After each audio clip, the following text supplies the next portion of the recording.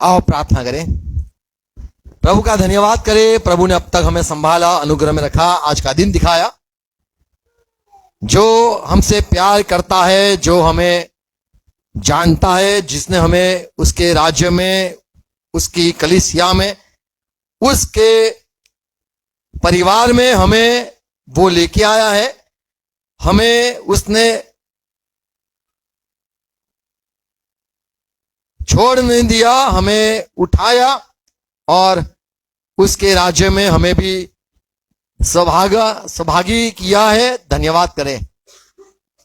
प्रभु का वचन कहता है कि मेरे पिता की मर्जी के बिना मेरे पास कोई नहीं आ सकता है। और हम भी यीशु के चुने हुए, हमें भी यीशु ने अनुग्रह दिया, जैसे हर एक को अनुग्रह दिया, हमें भी कलीसिया में उसके संगति में लेके आया। इसीलिए हमें प्रभु का धन्यवाद करना है और तारीफ करनी है और बढ़ाई करनी है। जो सारे संत महिमा करते हैं मसीह की, प्रभु की, ऐसे हमें भी उनके साथ जुड़ना है। पिता यीशु मसीह के नाम में झुकते हैं, आज के दिन के लिए धन्यवाद करते। प्रभु ये समय दिया, धन्यवाद। जुड़े और एक भाई बहनों के लिए धन्यवाद। आपके वचन हम पढ़ना, सुनना, जानना चाहते। हमसे बात करो, सारे बुरे आत्मा दूर हो जाए, सारे डिस्टर्बेंस करने वाले, खलल करने वाले, गड़बड़ी करने वाले सारे आत्मा चुप हो जाए। प्रभु आप अनुग्रह दो हमें, सुनने वाले कान, समझने वाले हृदय, हाँ प्रभु देखने वाली आंख हमें दो। आपके लोगों के बीच में लेके आया, धन्यवाद। फरिश्तों के बीच में लेके आया, धन्यवाद। प्रभु आपका वचन हम भी सुनना चाहते, पढ़ना चाहते, जानना चाहते। हमसे बात करो पिता, यीशु मसीह के नाम में प्रार्थना है, आमीन। Praise Lord. तो आज का दिन जो है वो सैनिक का दिन है। जैसे हर दिन होते हैं, हमारा भी दिन है। और मसीह के जो लोग हैं उनको हर एक बातों के में प्रभु का धन्यवाद करना चाहिए। हमें अच्छे सैनिक, अच्छे योद्धा के लिए प्रभु ने हमें चुना है। हम अच्छी तरह लड़े, हम अच्छे सैनिक, सिपाही बने, ये प्रभु की मर्जी है। दूसरा तिमोथी 2 और 3 में पौलुस कहता है, तू तिमोथी, जो तुझे परमेश्वर ने चुना है, तू अच्छा सैनिक बन के दिखा, मसीह का अच्छा सैनिक बन जा और टिके रहे, लड़ते रहे। तीसरा पद, मसीह यीशु के अच्छे योद्धा के समान मेरे साथ दुख उठा। तो पौलुस कहता है, मैं भी आर्मी में हूं, मैं भी योद्धा हूं, तू भी मेरे संग हो जा और तू भी अच्छा कुश्ती कर, अच्छी लड़ाई कर। तो हमें यदि पौलुस के साथ जुड़े हुए हैं, पौलुस ने तिमोथी को जो कहा, तू अच्छा योद्धा बन मेरे नाई, तो हम सिर्फ चेले नहीं है, हम सिर्फ यीशु के बच्चे, परमेश्वर के बच्चे ही नहीं है, दास या संत सिर्फ नहीं, बल्कि हम एक योद्धा और एक सिपाही भी है। ये हमें हर वक्त याद रखना है। अच्छा सैनिक, अच्छा योद्धा, यहां लिखा है अच्छा योद्धा है, वो अच्छी विश्वास की लड़ाई लड़ता भी है। हम आज थोड़ी बातें बाइबल से देखेंगे।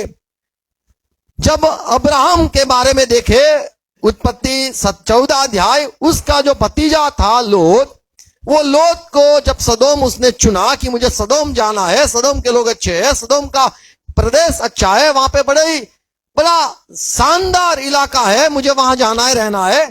तो अब्राहम ने कहा, अच्छा मेरे भतीजे तू जाओ वहां पे। तो बोले चाचा बाय बाय, और चाचा और भतीजा दोनों अलग हो गए। एक समय आया, वहां पे युद्ध हुआ और ये जो लोत था उसको उठा के गए। और अब्राहम ने सुना मेरा भतीजा वहां लोत जो सदोम में रहता है, उसको कई लोग लेके गए।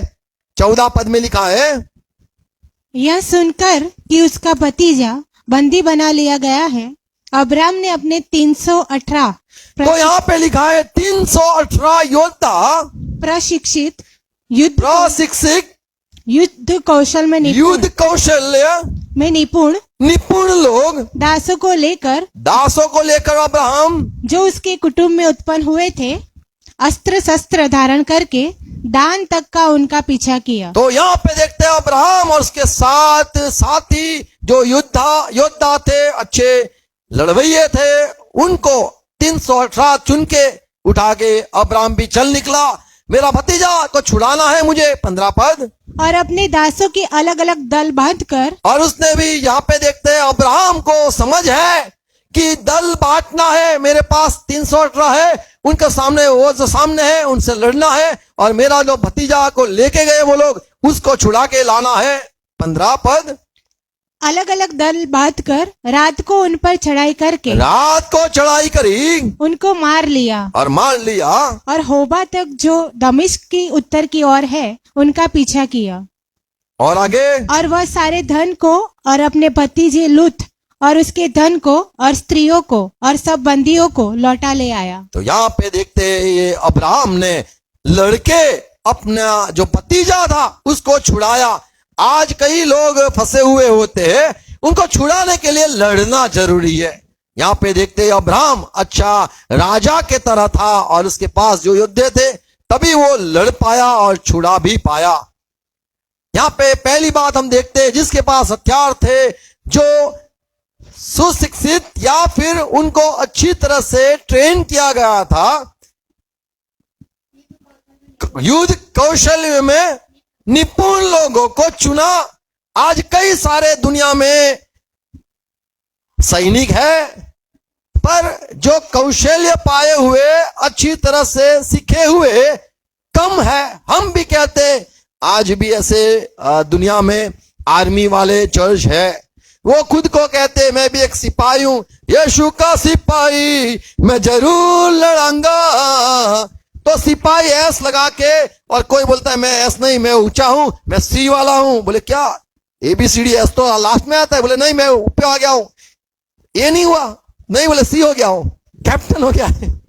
कैप्टन, जनरल, माइनर, मेजर क्या है, सब लोग वहां पे ऐसे फौज खड़े, फौज को कभी कपड़े पहन के, नडियाद में ऐसा है, नडियाद में वो लोग जो कपड़े तो निकाल के वो लोग जाते थोड़ा पी के पड़े रहते हैं। बोले क्या है, आर्मी में तो पीने का होता ही है। बोले तो वो लोग थोड़ा नशा करते हैं, अच्छे योद्धा नहीं है, पर उनके अगर आप चर्च में गए हो, सालेसन आर्मी की बात कर रहा हूं, उनकी कलीसिया में यदि आप गए हो तो बड़ा जोर से वो लोग भजन करते, डफली बजा के, उनके ताली बजा के जोरों से वो लोग गाते हैं।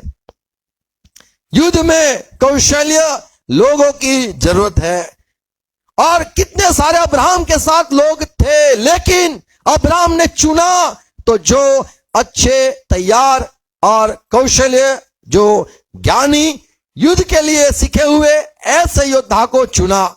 हमें यदि प्रभु चुने, हम भी कहे हम भी प्रभु सिपाही है, हमें भी आपके राज्य के लिए लड़ने के लिए हमें भी प्रभु भेजो। पर प्रभु जो अगर ये अब्राहम ने ऐसे लोगों को चुना जो लोग निपुण थे, ऐसे हमें भी होना जरूरी है। दूसरी बात देखते, यदि हम योद्धा है तो या हम सिपाही है तो हमारा अनुभव जरूरी है। अगर हम पढ़े न्यायों की किताब 20वां अध्याय 17 पद, और बिन्यामीनों को छोड़ इजरायली पुरुष 4 लाख तलवार चलाने वाले थे, ये सब के सब योद्धा थे। तो यहाँ पे लिखा है योद्धा थे, और दूसरी भाषा में ये समझाया है ये लोग कई सारे युद्ध करके आए हुए लोग थे, एक्सपीरियंस, अनुभव करने वाले लोग, अनुभवी थे। एक युद्ध नहीं, कई सारे युद्ध लड़के आने वाले से 4 लाख लोग यहाँ पे लिखा है, जिन लोगों को अनुभव था। अनुभवी जो लोग होता है उसको ही भेजा जाता है, जो अनुभव नहीं है उनको पीछे रखा जाता है। पहला समूएल 17:33 में यदि पढ़े तो सौल जो राजा था इजराइल का, नया राजा, उसके सामने पलिस्ती के लोग आ गए और ये इजराइल डर गया, क्योंकि उनका जो पलिस्ती का जो योद्धा था, एक बड़ा योद्धा, ऐसे माना जाता है 13 फुट लंबा आदमी, बड़ा चौड़ा आदमी, गोलियात नाम, वो आदमी ने कहा यदि आप वो राजा ने कहा पलिश्ती के, यदि ये आदमी को आप हरा दोगे तो हम तुम्हारे हो जाएंगे, और यदि ये आदमी तुम्हारे लोगों में से एक को तुम चुन के भेजो, वो अगर ये हारा देगा तो फलिस्ती लोग ने कहा ये तो हमारा इज़राइल खाली कर दो और मुझे हम वहां पे रहेंगे। 33 पद। साउल ने दाऊद से कहा, साउल ने दाऊद से कहा, तू जाकर उस फलिस्ती के विरुद्ध क्या तू जाके फलिस्ती के विरुद्ध लड़ना चाहता है?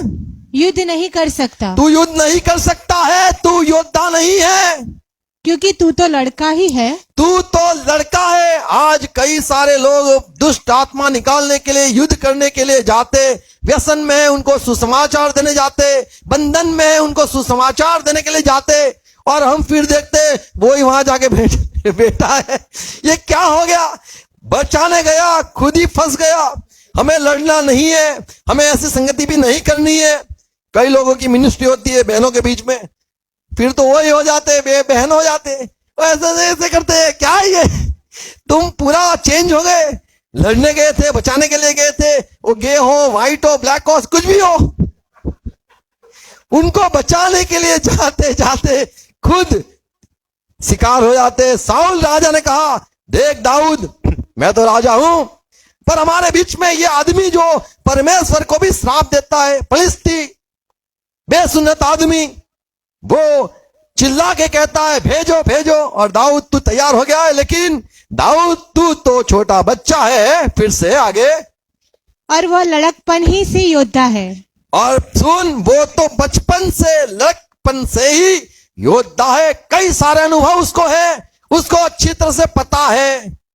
मैं भी एक बार जब पहली बार फाइट करने के लिए ऐसे नेशनल का था कराटे में, तभी मैं भी गया था, और वहां पे मैंने पहली बार देखा था कैसे युद्ध होता है या कैसे फाइट होती है, कराटे की फाइट होती है। पहली बार अंदर एक्सपीरियंस पहला किया था। वो राजीव इंटरनेशनल वो था फाइट, कराटे का फाइट था। सारे कराटे के लोग वहां पे बच्चे आए थे, सब कुश्तियां करते थे, और सामने तो दाऊद का एक लड़का था। दाऊद का लड़का, वो क्या बोलते हैं इसको, स्प्रिंग, हाँ बैक नहीं, पीछे आगे, स्टंट करके आया अंदर रिंग में, और ऐसे ऐसे करता था एक्सरसाइज। मैंने बोला अच्छा मैं भी हूं, चलो आ जाओ। तो ये जो है वो तो शायद एक्सपीरियंस वाला हुआगा,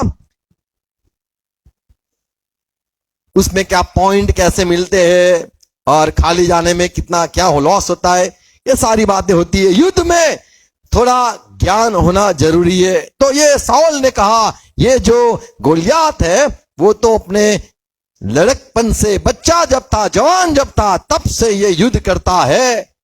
तो हमारा जरूरी है दुष्ट आत्मा के सामने लड़ने के लिए अकेले नहीं जाना है, पर हमें थोड़ा सीखना है, जानना है। प्रार्थना, कई लोग तो प्रार्थना करने जाते हैं, दुष्ट आत्मा के वहां जिसको लगी होती है बोले हम प्रार्थना करने आए। प्रार्थना मत करो, धमकाने के लिए आए ऐसे बोला जाता है।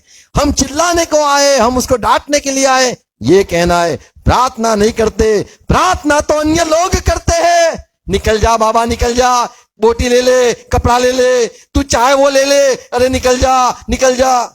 लोग प्रार्थना करते, मसीही लोग प्रार्थना नहीं करते। मसीही लोग को जो अधिकार है वो अधिकार का इस्तेमाल करते, चिल्ला के शैतान को चिल्ला के बोलते, मस्ती मजाक भी नहीं करते। चल नाच के दिखा, चल ये करके दिखा, चल उसको ये कर, ये पटक पटक पटक, ये सब भी नहीं करते। वो सारे दुनिया के लोग हैं। हमारे मसीह के लोग सीधी बात है, सीधा चेकमेट होता है, सीधा गिरा देते, आउट कर देते। Praise God.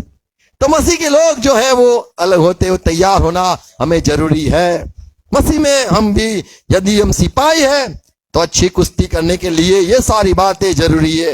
हमारा अनुभव होना जरूरी है, सेवकों के साथ जाना जरूरी है, जिससे हम समझ पाए कैसे युद्ध होता है, कैसे शैतान को निकाला जाता है, कैसे दुष्ट आत्मा होते, कितना परेशान करते। ऐसे ऐसे आत्मा भी होते हैं जो बचपन से, मैं कहूंगा जवानी से, वो भी योद्धा होते। उनको पता होता है, कई सादे सेवक आ गए, फिर वो भी बोलते अरे तू क्या करेगा, कितने सारे सेवक आ गए, वो निकाल नहीं पाए और तू निकालेगा क्या।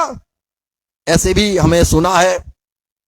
तो यहाँ पे सौल राजा कहता है, दाऊद तू बच्चा है, तू नहीं लड़ पाएगा। और वो जो गोलियात है फलिस्ती का योद्धा, वो तो लड़कपन से यानी जवानी से ही वो बड़ा सुरवीर आदमी है।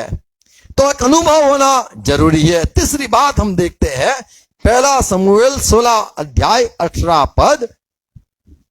कोई गवाही देना चाहिए कि ये सैनिक है। आज तो ऐसे सैनिक है कोई पहचानता नहीं, ये सैनिक है।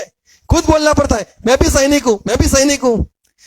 खुद को नहीं, और कोई अगर गवाही दे तो बड़ी बात है। यहां पे देखते हैं 18।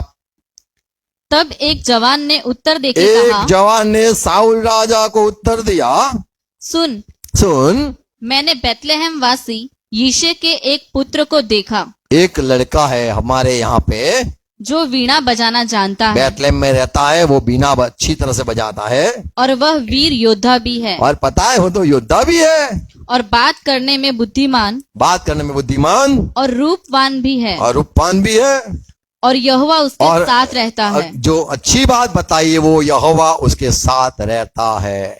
प्रेज़ गॉड, ये अच्छी बात बताई, योद्धा है, उसने भी सुरवीर वो आदमी है, और वो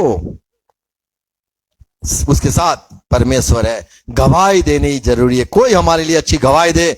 हम तो सैनिक तो है, लेकिन परमेश्वर हमारे साथ है, सैनिक है, और लोग हमारे लिए तारीफ करने जरूरी है। आज कई सारे दुष्ट आत्माओं को निकालने वाले लोगों है, उनको हम पहचानते, हम कहते वो तो पास्टर है। हम कभी नहीं कहते।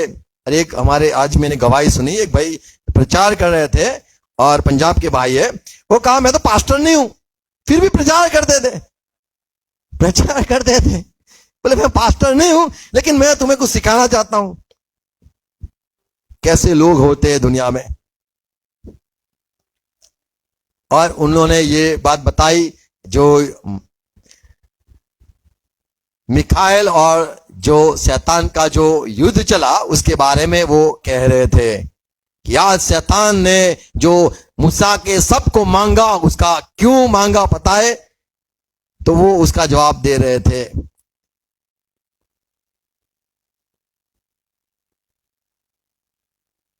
तो लोग खुद ही गवाही देते हैं कि हम कुछ नहीं है, पास्टर नहीं है, मैं पास्टर नहीं हूं। लोग गवाही देने चाहिए कि सही में ये पास्टर है, और लोग गवाही देने चाहिए प्रभु उसके साथ है। Praise God. और एक बात देखते हैं, चौथी बात मैं कहूंगा, जो सही में सैनिक है उसको जो पूरा करने वाला है वो उसका राजा हमारा प्रभु है। यदि हम कहते हम सैनिक है तो हमें कभी भी आशा नहीं रखनी है इंसानों पर हमारा जो सामर्थ्य जहां से मिलता है, हमें जो हथियार मिलते हैं, जो हमें ज्ञान मिलता है, जो समझ मिलती है, जो हिम्मत सामर्थ्य मिलता है, वो सारा परमेश्वर की ओर से है। पहला कुरिन्थी 6 अध्याय 6 से 10 पद में पौलुस कहता है, ये बारनाबास और मैं, हम दोनों ऐसे ही जीते, क्या हमें अधिकार नहीं है? क्या हम भी संसारिक लोग की तरह हम भी क्या नौकरी नहीं कर सकते हैं? ऐसा सवाल करता है। और 7वां पद 6-7 पढ़े आगे।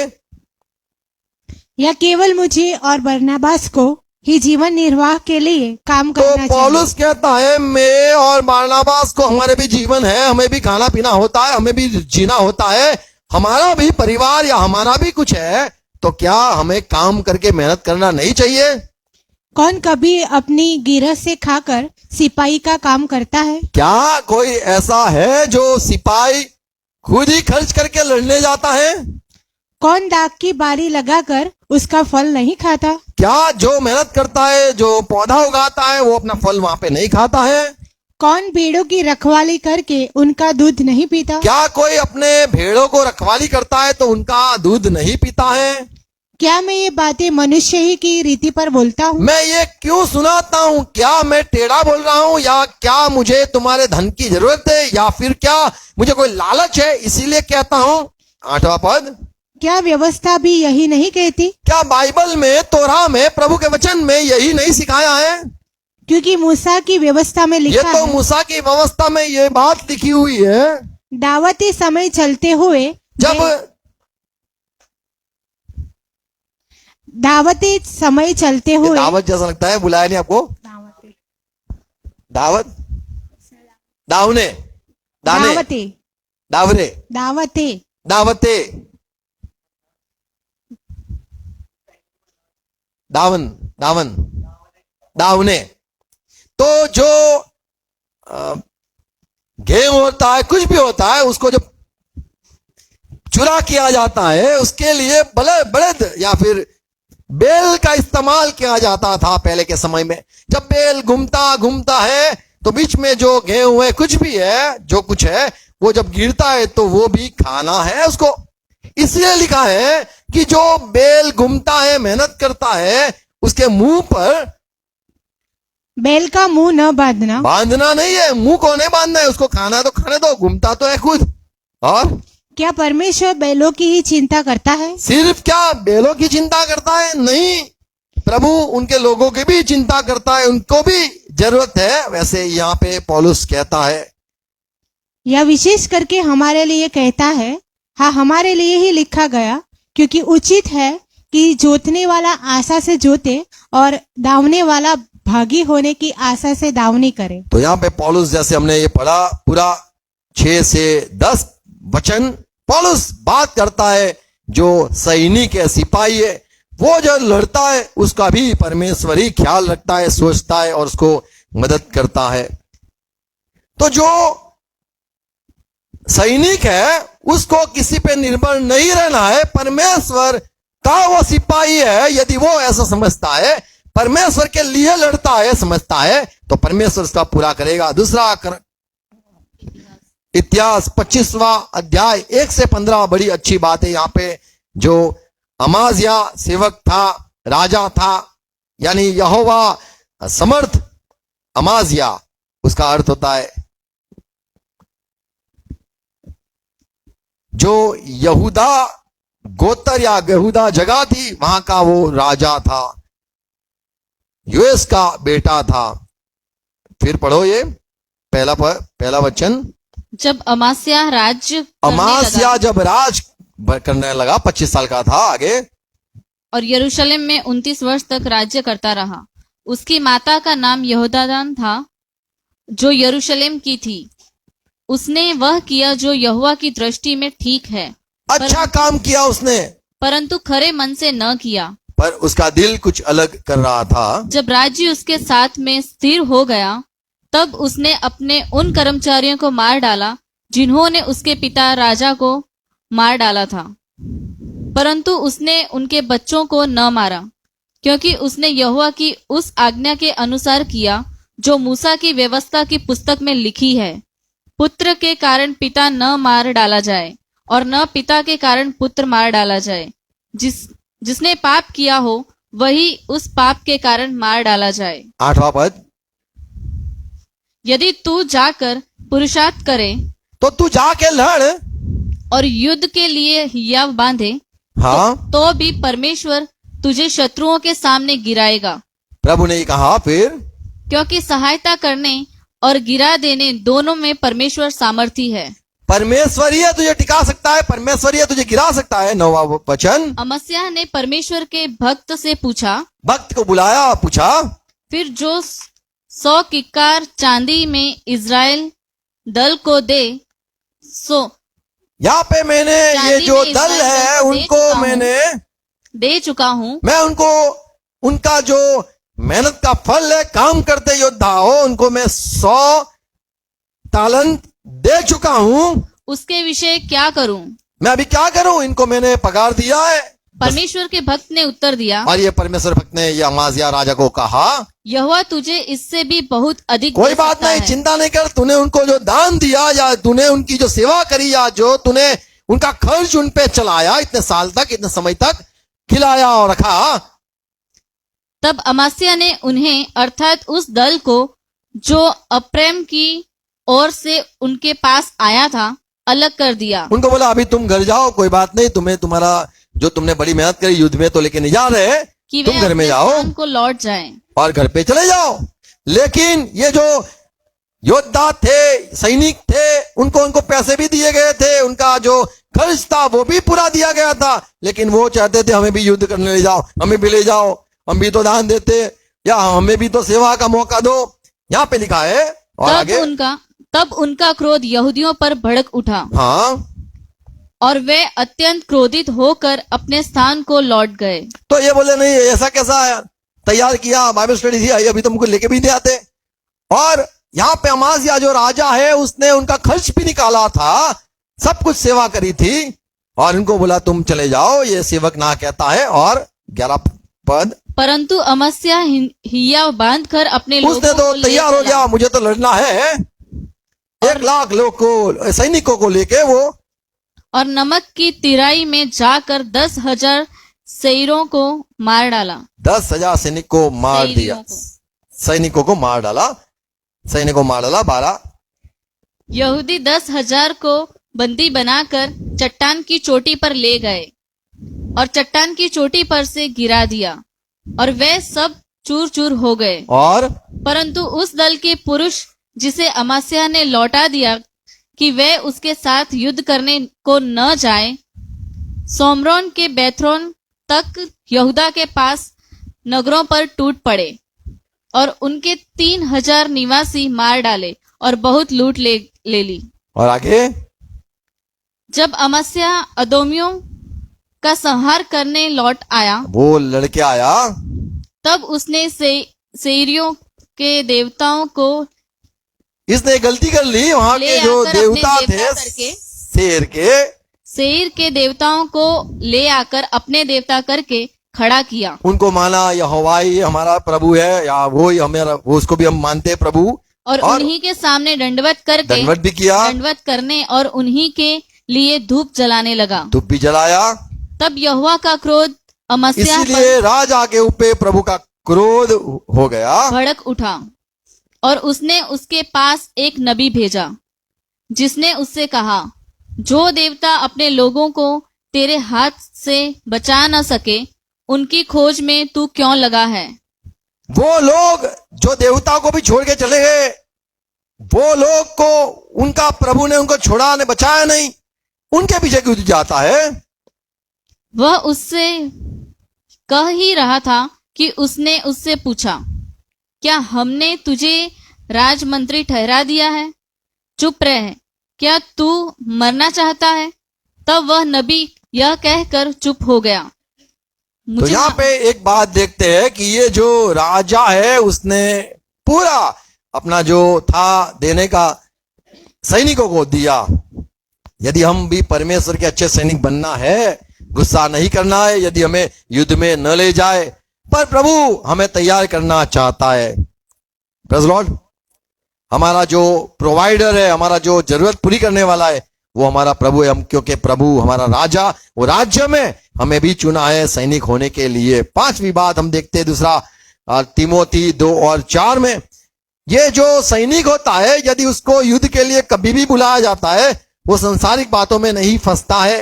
वो पहले ऐसा नहीं कहता है मुझे घर में जाना है, पहले ऐसा नहीं कहता है मुझे ये पहले काम बाकी है, अभी कहाँ यार तुमने बुला लिया, मैं अभी तैयार नहीं हूं, मैं थोड़ा पाप में हूं, मैं थोड़ा दुनिया में ये बात में हूं, और अभी दुष्ट आत्मा निकालने के लिए बुला दिया, अरे यार ये यार अभी रुको, कल आऊंगा यार, अभी नहीं होगा। 4 पद में क्या लिखा है?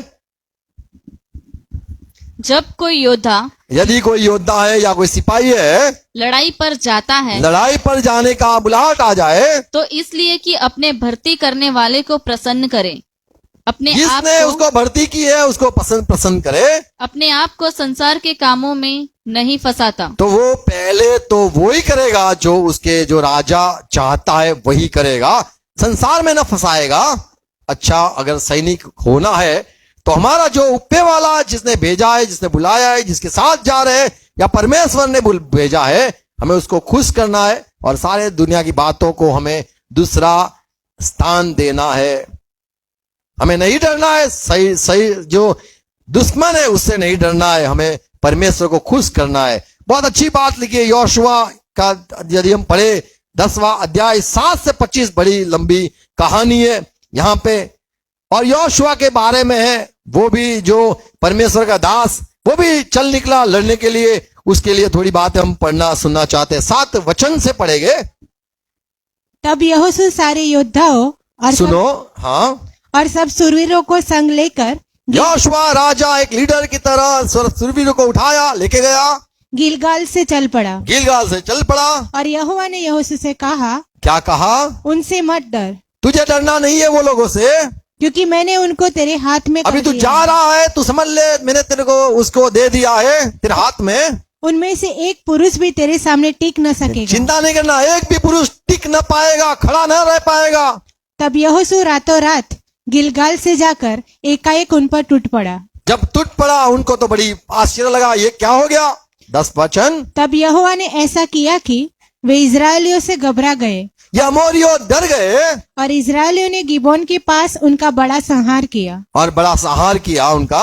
और बेथोरन के चढ़ाई पर उनका पीछा करके अजेका और मक्केदा के तक उनको मारते गए। भागते रहे, पीछे भागते रहे, मारते रहे। और फिर जब वे इजरायलियों के सामने से भागकर बेथोरन की उतराई पर आए, तब अजेका पहुंचने तक यहोवा ने आकाश से बड़े बड़े पत्थर उन पर बरसाए, हाँ, और वे मर गए। जो ओलों से मारे गए उनकी गिनती इजरायलियों की तलवार से मारे हुए से अधिक थी। तो यहाँ पे हम देखते हैं परमेश्वर ने भी साथ दिया, और यहाँ पे जो गिनती की बात की है उनसे ज्यादा थे। उस समय अर्थात जिस दिन यहोवा ने एमोरियों को इजरायलियों के वश में कर दिया, उस दिन यहोशू ने यहोवा से इजरायलियों के देखते इस प्रकार कहा, हे सूर्य तू गिबोन पर, और हे चंद्रमा तू अयालोन की तराई के ऊपर। तो यहाँ पे देखते कुदरत भी साथ देता है लड़ने के समय, और ये सूरज ऐसे ही रहा, दिन ही रहा, और सूर्य उस समय तक थमा रहा और चंद्रमा उस समय तक ठहरा रहा, जब तक उस जाति के लोगों ने अपने शत्रुओं से बदला न लिया। क्या यह बात याशार नामक पुस्तक में नहीं लिखी है कि सूर्य आकाश मंडल के बीचों बीच ठहरा रहा और लगभग 4 पहर तक न डूबा? न तो उससे पहले कोई ऐसा दिन हुआ और न उसके बाद जिसमें यहोवा ने किसी पुरुष की सुनी हो, क्योंकि यहोवा तो इजराइल की ओर से लड़ता था। तब यहोशू सारे इजरायलियों समेत गिलगाल की छावनी को लौट गया। वे 5 राजा भागकर मक्केदा के पास की गुफा में जा छिपे। अब यहाँ देखते 5 राजा छुप गए। तब यहोशू को यह समाचार मिला, 5 राजा मक्केदा के पास की गुफा में छिपे हुए हमें मिले हैं। हाँ, यहोशू ने कहा, गुफा के मुंह पर बड़े बड़े पत्थर लुढ़का कर पत्थर रख दो, उनकी वो भाग न पाए। उनकी देखभाल के लिए मनुष्यों को उसके पास बैठा दो। फिर परंतु तुम मत ठहरो, अपने शत्रुओं का पीछा करके उनमें से जो राजा को वहीं पे फंसा रखो, और शत्रु जितने भी है उन सब उनके सैनिक को उनको उड़ा दो। उनमें से जो पिछड़ गए हैं उनको मार डालो। आज भी माइंस पे लोग छिपे होते। हाँ, फिर और उन्हें अपने अपने नगर में प्रवेश करने का अवसर न दो, क्योंकि तुम्हारे परमेश्वर यहोवा ने उनको तुम्हारे हाथ में कर दिया है। और क्या हुआ? जब यहोशू और इजरायली उनका संहार करके उन्हें नाश कर चुके, सब का नाश करके, अभी जो राजा जहाँ पे फंसे हुए थे, वहां पे गुफा में छिपे हुए थे, उन पे पत्थर रख दिया था। अभी क्या हुआ? और उनमें से जो बच गए वे अपने अपने गढ़वाले नगर में घुस गए। तब सब लोग मक्केदा की छावनी को यहोशू के पास कुशल क्षेम से लौट आए, और इजरायलियों के विरुद्ध किसी ने भी जीभ तक न हिलाई। और तब यहोशू ने आज्ञा दी, गुफा का मुंह खोलकर अभी गुफा में जो है राजा या फिर जो टेररिस्ट है उनको, उन 5 राजाओं को मेरे पास 5 जो खड़े होने वाले पता नहीं कौन है, निकाल ले आओ। उनको निकाल लिया। उन्होंने ऐसा ही किया। और देखो यहोशू क्या करता है, अपने लोगों को सिखाता है। और यरूशलेम, हेब्रोन, यरमुत, इन लोग को यहाँ पे घुमाया, और एग्लोन के उन 5 राजाओं को गुफा में से उसके पास निकाल ले आए। जब वे उन राजाओं को यहोशू के पास निकाल ले आए, तब यहोशू ने इजराइल के सब पुरुषों को बुलाकर, चलो आ जाओ सारे बच्चों, आ जाओ इजराइल के, अपने साथ चलने वाले योद्धाओं के प्रधानों से कहा, निकट आकर अपने अपने पांव इन राजाओं की गर्दनों पर रखो। चलो चल के जाओ, चलो इसके पे चल के जाओ, चलो इसमें चल के जाओ, पैर रख के जाओ, पैर रख के जाओ, चलो पैर रख के जाओ।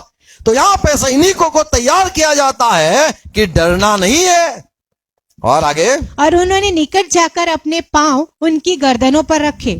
तब यहोशू ने उनसे कहा, डरो मत और न तुम्हारा मन डरो मत, सैनिक को डरना नहीं है। कई बार चार रास्ते पे डर जाते, लींबू को देख के डर जाते, नारियल को देख के डर जाते, कंकु को देख के डर जाते, चोखा से डर जाते, तुअर मुमरा क्या कुछ है, सबसे लोग डर जाते। चार रास्ते पे अंडा हो, मुर्गी हो, डर जाते।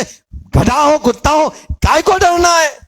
मसीही लोग नहीं डरते। न जादू टोना से डरते, नहीं काले दोरे से ढाकते, नहीं लाल दोरे से, हरे दोरे से, चादर से, किससे भी। वो कब्र में कुछ है या फिर पत्थर में कुछ है या फिर कुछ भी है, मसीही लोग नहीं डरते। डरना नहीं है, पैर रख के रोंदना है, खत्म करना है, दिखाना है, हम नहीं डरते हैं। आमीन।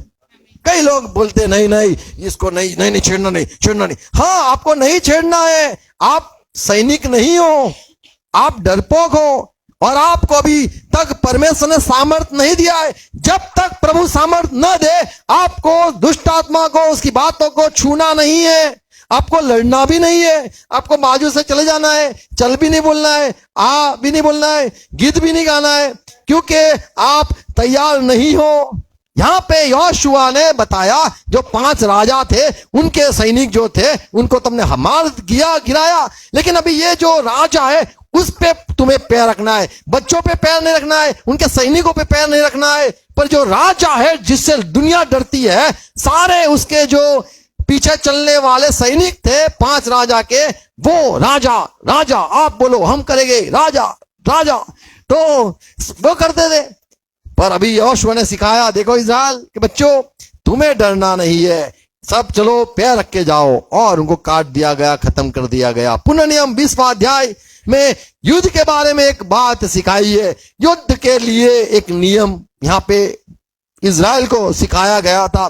यदि युद्ध का सुसमाचार देखे, पता चले इस्राएल को कि सैनिक या दुश्मन जो है वो आ रहे हैं, पहला वचन, जब तू अपने शत्रुओं से युद्ध करने को जाए, और इस्राएल तू जब युद्ध करने जाए, और घोड़े, रथ और अपने से अधिक सेना को देखे। देख, ज्यादा टैंक मत देख के डर जाना, बंदूकें देख के मत डर जाना, ज्यादा सैनिक लोग को देख के डरना नहीं है, पब्लिक को देख के, ज्यादा लोगों को देख के डरना नहीं है। आज एक बात सोच रहा था, आते आते लोग बोलते, देखो हमारे यहाँ कितने सारे लोग हैं, सारे नाचते कूदते, देखो जश्न मनाते, देखो कितनी बड़ी संख्या में लोग हैं। प्रभु ने मुझे बोला, ये झुपड़े को देख, झुपड़े में भी जो झोपड़े होते, लाइन में होते, 2, 3, 5 झोपड़े में पब्लिक लोग रहते, वो बेचारे इतने इकट्ठा होके ऐसे ऐसे नाचते देखे आपने शायद, वो भी खुश करते।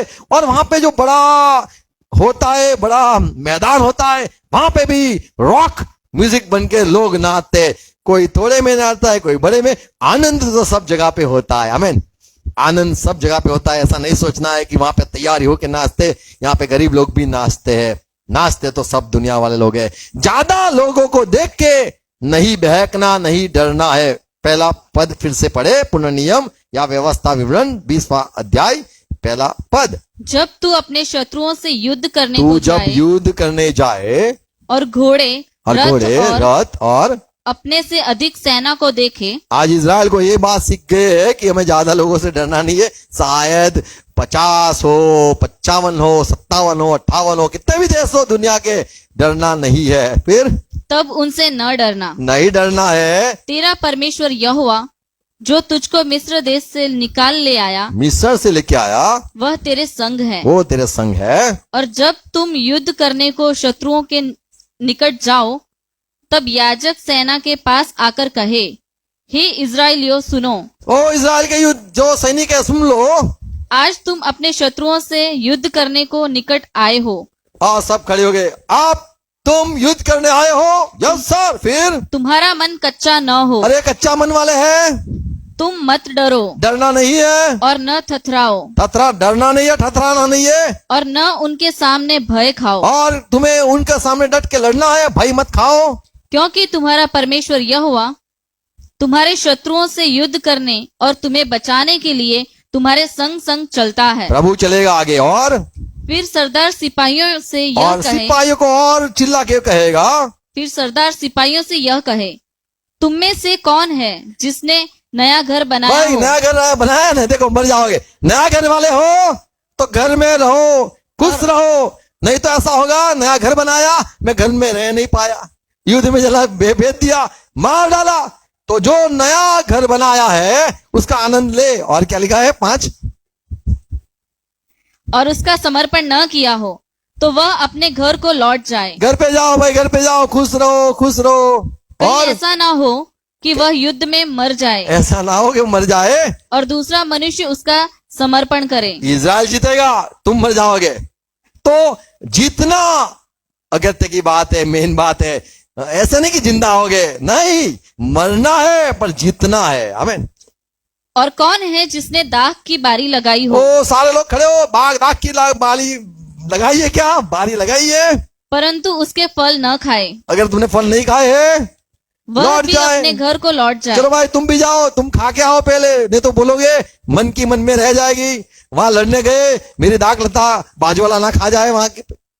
ऐसा और? न हो कि वह संग्राम में मारा जाए। वो संग्राम, संग्राम, संग्राम, अरे यार युद्ध। संग्राम सिंह का क्या, युद्ध या वह हिंदी है, संग्राम में ना मार जाए, संग्राम में मारा जाए और दूसरा मनुष्य उसके फल खाए। ऐसा ना हो कि वहां पे मारा जाए और दूसरा वहां दाग लती ले ले।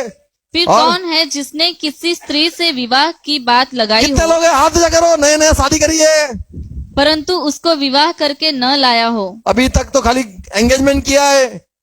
वह भी अपने घर को लौट जाए। घर पे जाओ, घर पे जाओ, नहीं तो पहले ऐसे ही विधवा हो जाएगी, ऐसा न हो कि वह युद्ध में मारा वो जाए मर जाए और दूसरा मनुष्य उससे विवाह कर ले। और मेरी को लेके जाएगा, कोई ले ना जाए मेरी, ये डर है। तो पाप तो भाई घर पे जाओ, घर पे जाओ, यहाँ पे भेज दिया, घर पे जाओ। 7 वचन, ओके, हाँ 8। ओके, 7 पढ़ लिया। तो जो है युद्ध करना है तो आपको पहले, जैसे हमने पहले ये पढ़ा कि वो संसार में उसको छोड़ना है, तभी वो युद्ध के लिए तैयार है। आज कद हम कहेंगे, हम भी लगा देंगे, हम भी सोल्जर हो जाएंगे, हम भी कैप्टन हो जाएंगे, हम भी मेजर हो जाएंगे, हम भी कर्नल, और हम भी कुछ, मुझे भी बनना है, ये भी करना है, सेवा करनी है, मैं भी प्रभु का योद्धा हूं, सैनिक हूं। सैनिक को पर पहला उसका कर्तव्य है कि उसको जिसने भेजा है उसके लिए जीना है। अपने आप को जो खुशी है, मैं तो चाहूंगा सारे बड़ी खुशी कर लो, बड़े आनंद कर लो, जिससे तुम परमेश्वर के राज्य में अच्छी तरह से काम कर पाओ। नहीं तो ऐसा होगा, मेरा ये आनंद रह गया, मेरा वो आनंद रह गया। आज 2 पड़ी की साथ खानी थी यार, वो तो मैंने महक, वो तो महक, और उसके साथ महक, महक क्या है, तो बोले विमल के साथ मेरे को चेक करना है उसका कैसा टेस्ट लगता है। फिर ये इसके साथ दारू के साथ थोड़ा डाल के देखूं इसमें कैसा नशा होता है, गोलिया के साथ नशा कैसा होता है, वो तो मेरा बाकी रह गया। तो वो सब खत्म कर लेने का, फिर युद्ध करने के लिए जाने का है। ऐसे कोई सैनिक नहीं आता है, पूरा खत्म हो जाए और मरने के लिए, जैसे पौलुस कहता है, हम कफन बांधे हुए हैं और हर जगह मरना ही है। आज तो ये गांव गए, आज तो वहां पे मरना ही है, आना है। यीशु ने भी कहा चलो बैठ जाते, कहां जाते हैं, लाजरस बीमार है, कहां जाना है, बेथेनिया। बोले आप भी तो मारना ढूंढते थे, बोलो यीशु को, फिर से यीशु मसीह को क्या हो गया, वहां क्यों जाना है, यहां से प्रार्थना करवा दो, आपके कहने से दूर से भी लोग चंगे हो जाते, ऐसे ही बोल दो चंगा हो जाएगा, हमें क्यों जाना है लाजरस के वहां, वहां पे तो लोग हमें ढूंढते हैं। यीशु ने कहा नहीं हमें तो जाना है, तो दूसरे चेलों ने कहा चलो जाके मर जाए। तो ऐसा ये यूहन्ना 11 अध्याय यूहन्ना सुसमाचार 11 अध्याय 8, 9, 10 यदि आप पढ़ो,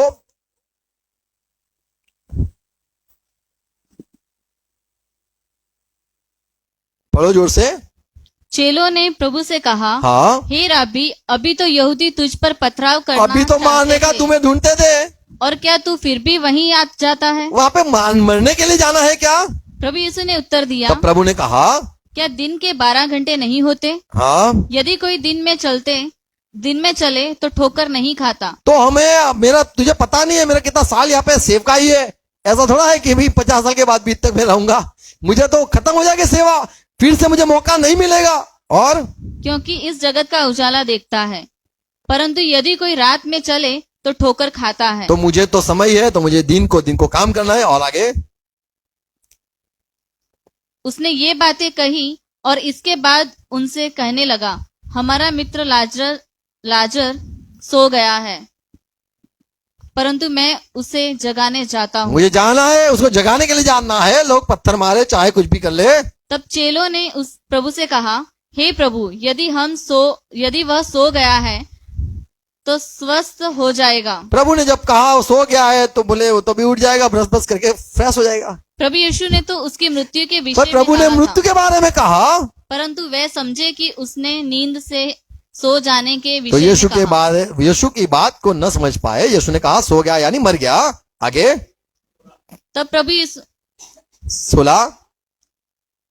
तब थोमा ने, जो दिदुमुस कहलाता है, अपने साथी चेलों से कहा, आओ हम भी उसके साथ मरने को चले। चलो मरने को जाए। तो जो प्रभु के चेले थे हर रोज मरने की बात करते थे, कल मरना है, आज मरना है, परसों मरना है। जो मरने के लिए तैयार होता है वो कोई संसारिक काम में फंसता नहीं है। ऐसे ही हमें सैनिक है, ये याद रखना है। आमीन। ऐसा कुछ पहनना नहीं है कि हम याद रहे। जो लोग पास्टर होते हैं ना, वो अपने जब्बा एक थैले में लगा के घूमते हैं। बोले कहाँ पे क्या करना है? बोले आज वहां पे सेवा। बोले अच्छा, जब्बा निकाल, थैले में से निकाल के पहन के वापस खड़े हो जाते हैं, अभी मैं हो गया हूँ पास्टर। ऐसे जब साइकिल पे जाते हैं तो पता नहीं चलता है कि वो पास्टर है, पर जैसे ही रिक्शा में निकलते फिर भी नहीं पता चलता है, गाड़ी में से निकलते फिर भी पता नहीं चलता है, डीमार्ट में यहाँ कभी जाते हैं पता नहीं चलता पास्टर है। जैसे कपड़ा पहना बोले तो पास्टर साहब है। ओ पहचाना, पहचान कौन? तो बोले हाँ। तो आज ये बात है, सैनिक तो हर वक्त तैयार रहते, अलर्ट रहते हैं। Praise God. हमें तैयार रहना है, फंसना नहीं है। और एक छठी बात मैं कहना चाहता हूं कि जो सैनिक होता है वो कमजोर नहीं होना चाहिए। दुष्ट आत्मा को निकालने गए, वहां पे दुष्ट आत्मा चिल्ला दिया, डरना नहीं है, ऐसा कर ले, ऐसा कर ले, गला पकड़ ले, फिर पागल बन जाए, ऐसा ऐसा करे। बोले तो पागल है। ऐसा वो तुम्हें चीटिंग कर सकता है। इंसान लेडीज बन सकता है, लेडीज जेंट्स बन सकता है, कुछ भी हो सकता है। ऐसे मेरे कई सारे अनुभव है। ऐसे तो दुष्ट आत्माओं के साथ मैंने ज्यादा संगति करी है, यानी वो जो निकालने जाते हैं उनके विषय में कैसे कैसे नाटक करते, वो शायद आपने तो पिक्चर में भी नहीं देखा होगा। वो बड़े बड़े होशियार होते हैं, वो इतना लोगों को बेवकूफ बनाते हैं, क्योंकि उनका जो बाप है वो लिखा है दिन रात लोगों को बेवकूफ बनाता है। उनके जो सारे दुष्ट आत्मा शैतान के जितने भी दूत है, फरिश्ते गिरे हुए, वो भी गिरे हुए, एकदम गिरे हुए, वो भी काफी नाटक करते, डराना चाहते। इंसान दो तरह से डर जाता है। बोले नहीं निकलेगा, पागल है, छोड़ दो।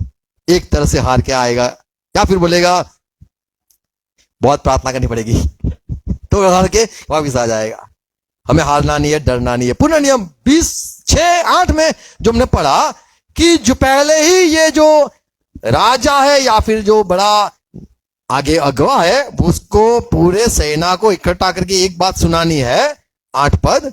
इसके अलावा सरदार सिपाहियों से यह भी जो कहे, सरदार है वो सिपाही को चिल्ला के कहेगा, कौन कौन मनुष्य है कौन कौन ऐसे मनुष्य है जो डरपोक और कच्चे मन का है, डरपोक और कच्चे मन का है, वो निकल जाए, वह भी अपने घर को लौट चलो जाए। भाई जाओ। तो कई बार कहते हैं मुझे भी ले जाओ।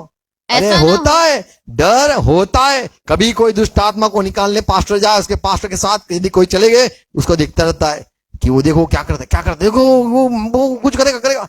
डर जाते लोग अंधेरे से डरते हैं। लोग कुछ अचानक कुछ हो जाता है उससे डर जाते हैं। हमें पता है हमारे ब्रदर राजा, हमने जब ऐसे निकालने गए थे, राजा भाई भी हमारे साथ थे, दादरा जैसे चलते थे ऊपर अकेले। हमने बोला भाई जाओ भी तुम घर। बोले घर कैसे जाऊं, क्योंकि जिसको निकाल के आए थे वो तो फौज होती है, वो तो पीछे घूमते रहते हैं, आओ मैं तुम्हारे साथ तुम्हारे घर पे आऊं, तो पीछे पीछे तो डरते। कई लोग डर जाते, पीछे आ गया, घर तक आ गया, क्या होते, क्योंकि वो जो शैतान का माहौल होता है, शैतान जब निकलता है, यीशु ने कहा जब वो निकलता है, यीशु मसीह ने बड़ी अच्छी शिक्षाएं अपने चेलों को सिखाई। दुष्ट आत्मा जब निकलता है तो वो घर ढूंढता है, और जो डरपोक होता है वो उसके वहां तो पहले जाता है। डरना नहीं है, घबराना नहीं है। आमीन। ये सारा अनुभव सब मसीह में जो आते हैं शुरुआत में, तो ये सारी बात होती है।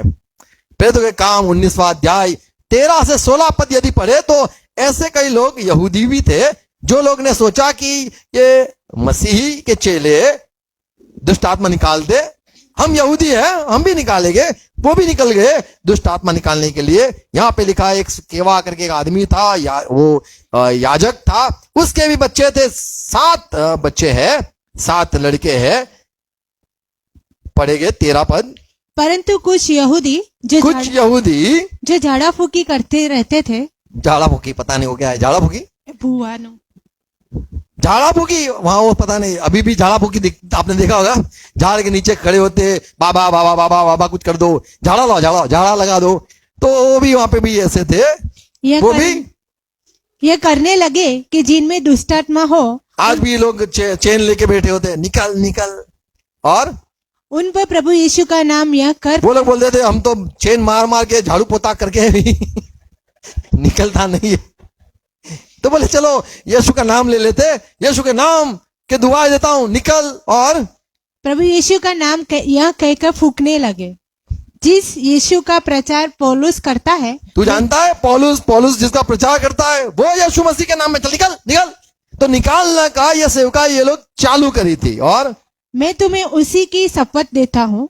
और केवा नाम के एक यहूदी प्रधान याजक के 7 पुत्र थे जो ऐसा ही करते थे। वो ऐसा करते थे, यदि चेन से ना निकले, धुआं फुआ से ना निकले, तो बोले अभी यीशु का नाम लेके, या कोई बड़ी टोपी का नाम ले ले, बड़े आदमी का नाम ले, बड़ा संत का नाम ले लेंगे, वो उसको शायद ये दुष्ट आत्मा पहचानता होगा तो निकल जाएगा उसकी शर्म के बारे में, शर्म के द्वारा।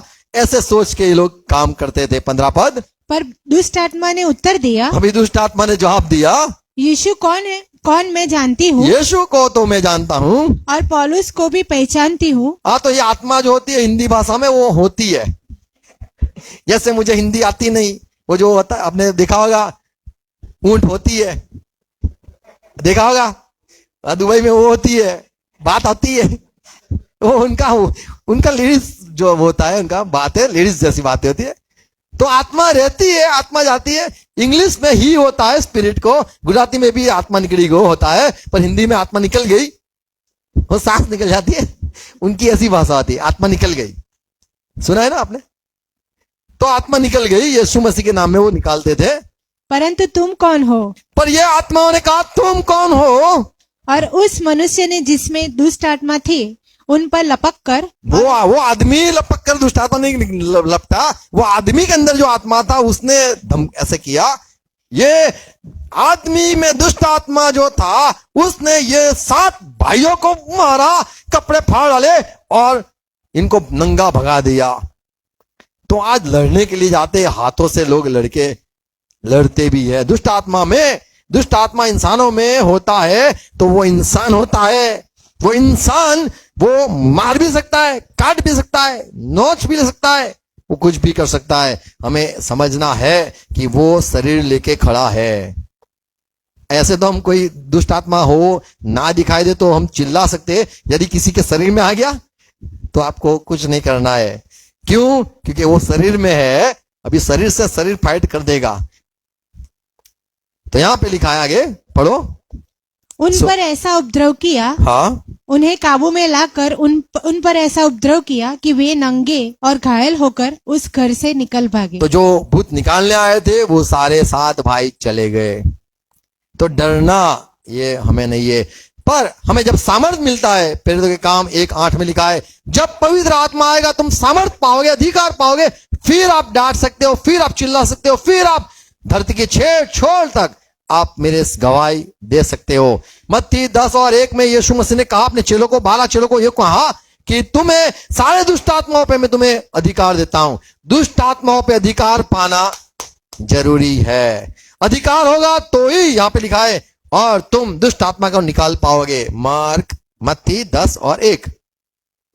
फिर उसने अपने 12 चेलों को पास बुलाकर उन्हें अशुद्ध आत्माओं पर अधिकार दिया, अधिकार मिला कि उन्हें निकालें, कि वो निकाले। अधिकार के बाद आप निकाल सकते हो, अधिकार ना हो तो आप नहीं निकाल सकते हो। और सब प्रकार की बीमारियों और सब प्रकार की दुर्बलताओं को दूर करें। तो यहाँ पे प्रभु ने अधिकार दिया, इसीलिए ये चेलों ऐसे अधिकार पाके सारा सेवा करी। और 10वां अध्याय मार्क लुक में पढ़े 17 पद में, जो 70 चेले भी गए थे अधिकार पाके, दुष्ट आत्मा निकाल के आए, और ये चेलों ने चिल्ला के कहा, प्रभु हम पर बड़े खुश है क्योंकि तेरे नाम से हमने जब भूतों को कहा वो निकल गए, हमें वो अधीन भी हो गए। हमने कहा जाओ और वो चले भी गए। 18 में 17-18। वे 70 आनंद करते हुए लौटे और कहने लगे, हाँ, हे प्रभु, तेरे नाम से दुष्ट आत्मा भी हमारे वश में है। प्रभु ने उनसे कहा, मैं शैतान को बिजली के समान स्वर्ग से गिरा हुआ देख रहा तो था। यहाँ पे यीशु ने कहा उनका जो राजा है उसको मैंने गिरे हुए देखा। और फिर आगे प्रभु ने पद बताया 19 पद, देखो मैंने तुम्हें सांपों देखो और मैंने अधिकार दिया है तुम्हें सांपों पर, बिच्छू पर को रौंदने का और रौंदने का। शत्रु की सारी सामर्थ्य पर अधिकार दिया है। Praise Lord. तो जब तक सामर्थ नहीं है तब तक डर है। हमें सामर्थ पाना है और लड़ना है। Praise God. सातवीं बात, अंतिम बात मैं कहूंगा, एक बात सच्चाई है, जो सैनिक है यदि ये लड़ता है दुष्ट आत्माओं के सामने जंग करता है, समझना है कि मैं उसके सामने नहीं लड़ता हूं क्योंकि वो मेरा दुश्मन है, पर मैं इसीलिए लड़ता हूं क्योंकि मुझे मेरा जो प्रभु है उसने मुझे आज्ञा दी है। हम राजा के लिए लड़ते, जो देश है उसके लिए सैनिक लड़ते। अपने आप को बचाने के लिए बंदूक नहीं दी गई है, सामने वाले को मारने के लिए बंदूक दी गई है। ये एक सच्चाई है। आज लोग बंदूक लेके इसलिए घूमते हैं, मुझे कहीं नहीं मार डाले, मुझे कहीं मार नहीं डाले, मेरे को डिफेंस के लिए, बचने के लिए। ऐसा नहीं, बंदूक इसीलिए दी जाती है शत्रु को ठार करने के लिए। ऐसे मशीन है कि जो सैनिक है वो खुद को बचने के लिए लड़ना नहीं है, लेकिन परमेश्वर के लिए जंग करना है। लुक 7:8 पद में एक आदमी जो अधिकारी था रोमन का, वो यीशु के पास आया और कहा, मेरा वहां पे चाकर है, वो बीमार है, प्रभु यीशु मसीह आप घर पे आओ। और यीशु ने कहा, जा, तेरा बेटा, तेरा जो दास है वो चंगा हो गया है। और ये कहा कि प्रभु अच्छी बात है, आप आना, घर पे मत आना, क्योंकि मैं यदि किसी को कहता हूं आ, तो मैं भी एक अधिकारी हूं, मैं भी एक सरदार हूं, और मेरे नीचे भी सैनिक है। एक सैनिक को कहता हूं आ, वो आता है, मैं कहता हूं खड़ा हो जा, खड़ा हो जा, मैं जा, तो जाता है। ऐसे मेरे आज्ञा से मेरे सैनिक चलते। यीशु ने बड़ी आश्चर्य से देखा, उसको कहा, वाह, ऐसा विश्वास, ऐसा अधिकार मैंने इज़राइल में भी नहीं देखा है कि किसी को कहा गया और वो चला गया हो। ऐसे सिपाही प्रभु चाहता है कि जो जिसको कहा जाए वो करे। तो हमें लड़ना है, इसलिए नहीं खुद को बचाने के लिए, पर हमें यीशु के लिए लड़ना है। हम उसके सिपाही, आमीन। हम यीशु के सिपाही है, इसलिए यीशु के लिए जंग लड़नी है, यीशु को जिताना है। शायद मर भी जाए, पर यीशु के राज्य की वृद्धि होने के लिए हमें चुना गया है। Praise God. अंतिम बात पढ़े गई, जब यीशु मसीह को क्रूस पे लेके जाने वाले थे, यूहन्ना सुसमाचार 16-18 अध्याय 36-27 किसी को मत सताना 27 और 37, ये हमारे गुजराती में है 27। हूं तो 27 જ, तने तो 27 37 37 तू सहेगा। यीशु मसीह जब खड़ा रहा पिलात राजा के आगे, वो रोमन का बड़ा सरदार था, यीशु ने कहा, मैं भी एक राजा हूं। बोले, तू भी राजा है? बोले, हाँ, पर मेरा राज्य यहाँ का नहीं है। यदि मेरा राज्य यहाँ का होता तो मेरे सैनिक जो है, मेरे जो चेले, मेरे दास है, वो लड़ते मेरे लिए। तो यहाँ पे यीशु ने अपने राज्य के बारे में कहा, हम राज्य में मानते हैं, इसलिए हम प्रभु के दास नहीं है, चाकर नहीं है, हम सैनिक है। आमीन। राज्य में सैनिक होते हैं, घरों में दास होते हैं। Praise God. और घर में यदि हम हैं प्रभु के घर में, तो हम तो शायद उसके भाई, छोटे भाई के समान है। 36 प्रभु यीशु ने उत्तर दिया, मेरा राज्य इस संसार का नहीं। यदि मेरा राज्य इस संसार का होता तो मेरे सेवक लड़ते कि मैं यहूदियों के हाथ सौंपा न जाता। मेरे सेवक लड़ते, परंतु मेरा राज्य यहाँ का नहीं। तो एक यह सच्चाई है, सातवीं सच्चाई, हम प्रभु के राज्य में है और हम वहां पे आराधना करने के लिए नहीं आए हैं, हम लड़ने के लिए बढ़ती हुई है। हम सैनिक हैं। आमीन। यीशु ने कहा मेरा राज्य है और मेरे सैनिक भी है जो मेरे लिए लड़ेंगे। आमीन। तो हमें मन में ये बात जानना है, हमें लड़ना है, वो शैतान के सामने लड़ना है, दुष्ट आत्मा के सामने लड़ना है, संसारी बातों से सामने लड़ना है। हमें इंसानों के सामने नहीं लड़ना है। यहाँ जैसे पौलुस भी सिखाता है कि एफएससी 6:12 में 11 में कि हमारा जो युद्ध है वो इंसानों के साथ नहीं है, उनके साथ क्या बहस करने की, पर उनके पीछे जो आत्मा लगी हुई है, दुष्ट आत्मा, उनके साथ हमारा जंग है। हम इंसानों के साथ नहीं लड़ते, लेकिन उनकी सोच के साथ लड़ते, उनके गलत बातों के सामने हम लड़ते। बहुत बड़ी बात कही है 11 और 13 पद में। 11 पद, परमेश्वर के सारे हथियार बांध लो। हथियार को होना जरूरी है। अगर हम सैनिक है, हमारे हथियार कहाँ है? बोले हथियार बिना आया हूं। विश्वास है? बोले नहीं है, विश्वास की ढाल नहीं है। तो कहां से तू योद्धा है? यहाँ कहां से तू सिपाही है? सिपाही को विश्वास होना जरूरी है कि तुम शैतान की युक्तियों के सामने खड़े रह सको। खड़े रहने का, भाग नहीं जाने का पीछे। क्योंकि हमारा यह मल युद्ध हमारा मल युद्ध लहू और मांस से नहीं, इंसानों के साथ नहीं है, परंतु प्रधानों से और अधिकारियों से, कौन प्रधान, कौन अधिकारी?